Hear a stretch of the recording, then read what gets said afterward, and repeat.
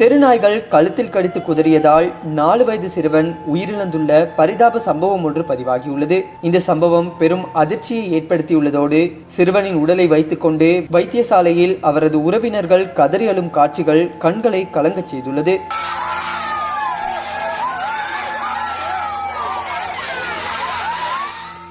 ஆந்திர மாநிலம் குண்டூர் மாவட்டம் ஸ்வர்ணபாரதி நகர் பகுதியிலேயே இந்த சம்பவம் நடந்துள்ளது.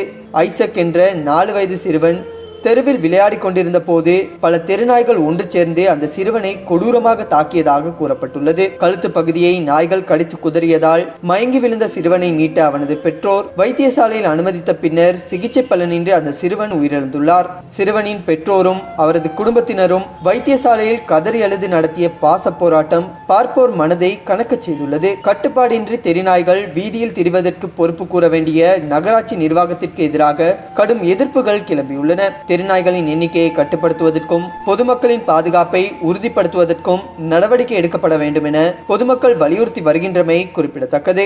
தி ஆர்க் நியூஸ் செய்திகளுக்காக நான் உங்கள் கவிகரன்.